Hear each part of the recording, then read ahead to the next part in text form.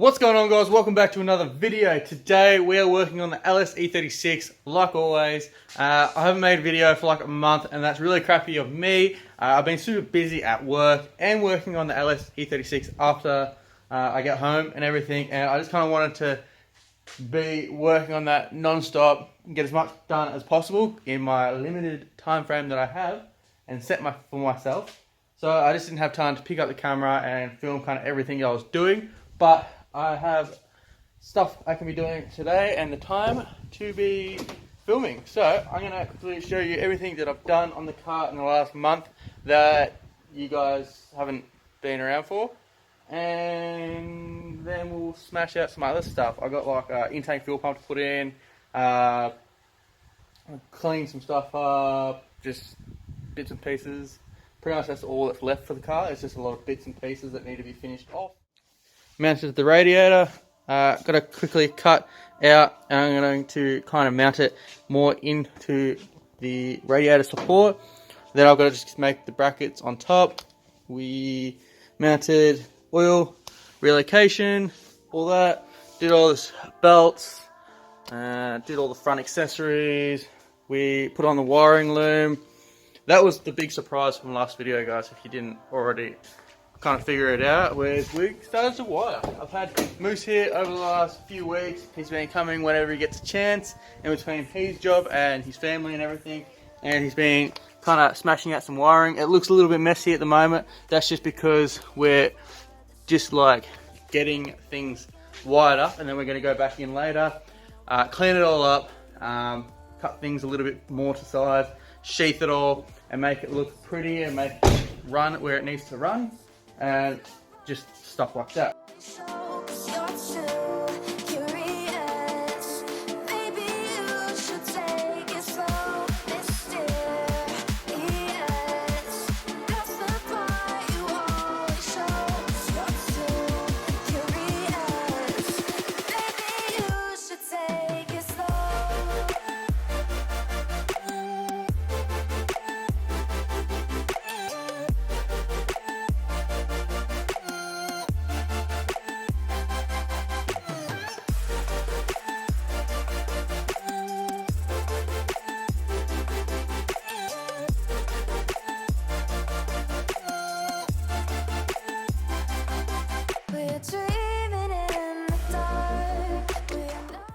Actually pull one of these apart. It can't be that hard. Somehow you got to get these rubber bushes off. There's 3 of them right around here to pull the old pump off. What's good? They just pull off. Take off the old rubber hose. I've got some new stuff to replace that. Then the walbro 255 will slide in place of that. It's got the new strainer to go under there and the full kit for that. So yeah. I need to work out how to get this off. Alright, did work it out. Super simple. Grab yourself a trusty screwdriver. You kind of just push the rubber straight to the outside, and then kind of just, without breaking it. Wow, that one was so much easier.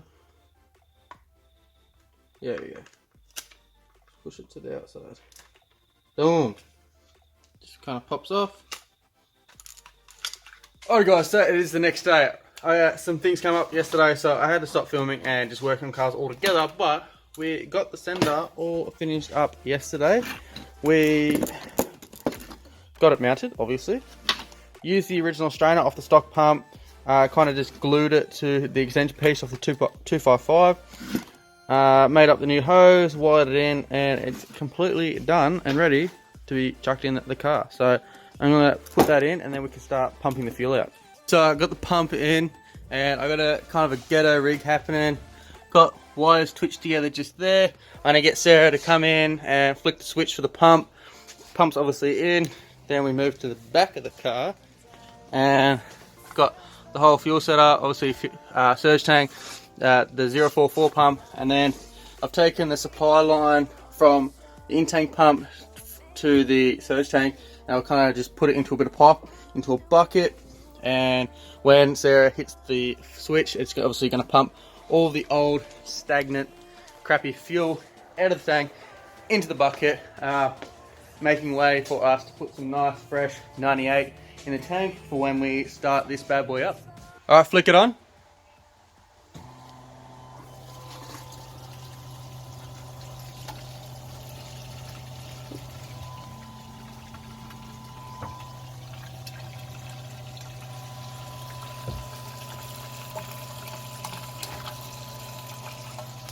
Boom, pumping it all out.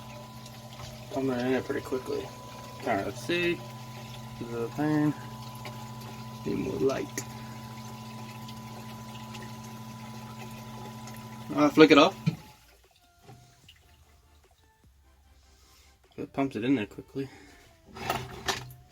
I just got back from Super Cheap Auto and I went and got a few parts.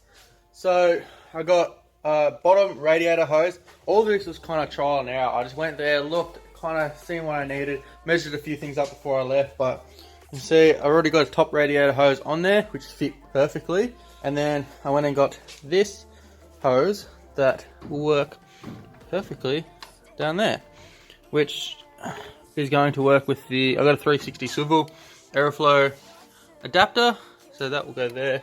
And then, yeah, obviously this is the lower one. Had to go slightly bigger, so, and then the 90, which will work absolutely perfectly. And then also, I ordered these yesterday, which are the terminals that I need for the airflow lead kit. And then also they came with 45 ones of those. And then I got a high flow thermostat, which is an LS1 thermostat, which is what you need to run with the 360 airflow swivel. Alrighty guys, so I'm going to end this video here. We smashed out everything in the engine bay that I wanted to get done. So all the radiator hoses are done.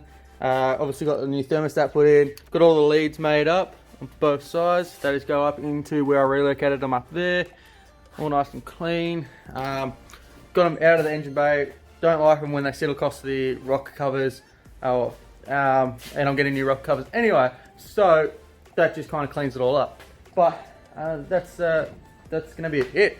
Next video we'll probably move on to the rear of the car, maybe get the diff and that all sorted out, tail shaft in. So look forward to that, and yeah, I'm going to go relax, might have a drink and just chill out. So yeah, follow me on Instagram, see all the behind the scenes stuff that I do, post on my story, and yeah, that's it. Cheers guys, peace.